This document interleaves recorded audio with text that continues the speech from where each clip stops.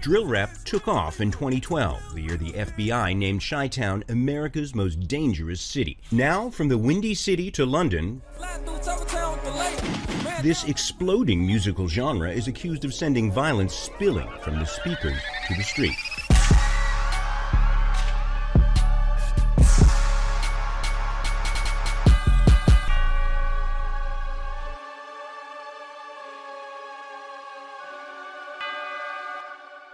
I'm Alex Vasilopoulos. Yeah, I'm from Chicago, born and raised. Growing up where I did, you kind of just heard it, even like at least from your friends, you know? But I think the first time was really 2016, had to have been, and my homie like showed me, he was like, have you listened to the song? And it was Killer by Young Pappy. And I was like, nah, I've never heard of it. And so he played it, and I got like extremely in tune with everything Young Pappy. And then from Young Pappy, you know, FBG Duck. From FBG Duck, you know, Lil Durk, Chisos, all of them. What you gotta understand about Chicago is like, it was run by like gang leaders. They all lived in this like complex, right? Projects. CPD took all the gang leaders and all the other gang members. They had no leadership. So it started going by blocks. And that's why like 63rd is literally right next to O Block, but it doesn't matter because the groups don't fuck with each other. Can I curse? You don't say like, you know, out in LA, it's, oh, the Bloods and the Crips. No, it's like, it's all different little sections, you know. Even like the big Latin kings, they still go by blocks, which made a room for a lot more violence.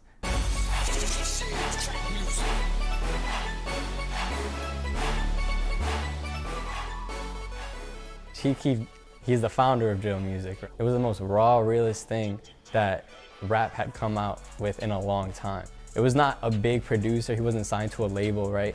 It's like the purest form of music you can get, you know what I mean?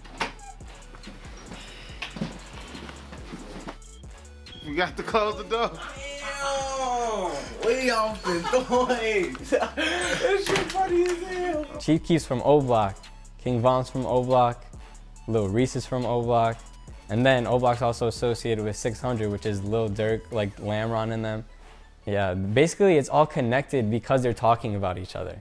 Going back to Chief Keef and how he was so young, I think the mindset of the music is like, we're trying to get out of Chicago. First of all, let's be clear, Chief Keef is only 16, so don't be in it. Oh, you're not? Why does everybody say you're only 16 years old? They say what they want to say. How old are you? 300.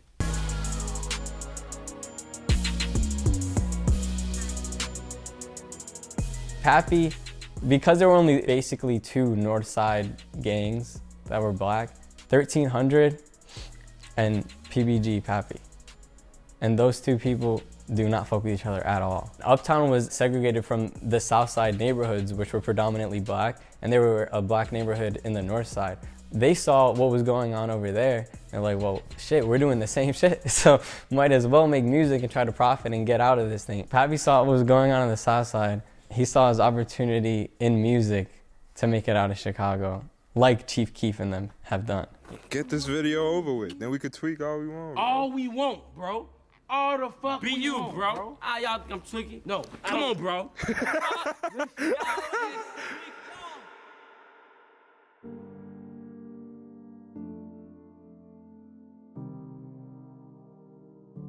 He was a young rapper, local rapper who glorified gun violence and gang life, and now he's dead. As you're about to hear, some people say that was inevitable.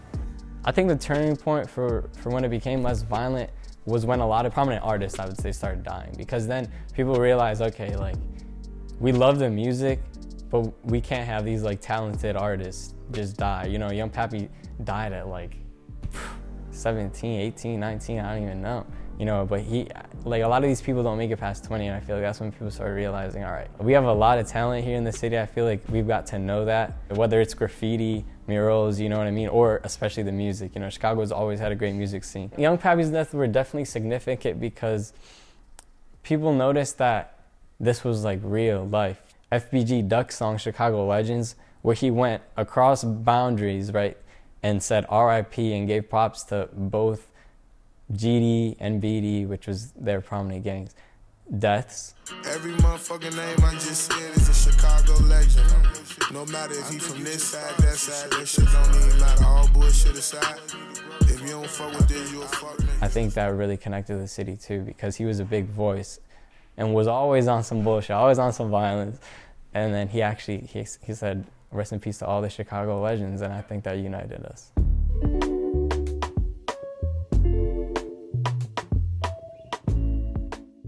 I feel like it's a lot different. It's not really run by the same people that it was run by. New guys like Moff Tieski, Lil Zay Osama, you know, Tay Sav kind of fell off, but he's still young. Talking about today's today, Chicago drill is not at where it was at, you know, back in the day. Like talking about people listening to it, you know, we have a lot of alternative rap that's really good, that's forming, you know. You talk about Lucky, V's, you know, No Name, Saba, and these are like different forms of rap that kind of maybe helped us surpass the violence too. Our city has got a lot of bad rep from drill, and because of drill music and the explosion that it was, like everyone knew about drill music. So it was like, wow, Chicago's a terrible place. It's like, wait, hold up. Chicago is not bad, and I think it maybe took a lot of violence to get past that. But I think we're definitely slowing down now. I don't see a lot of more violence, and especially with the recent age and ICE and Donald Trump, I feel like the city is more like together than ever right now.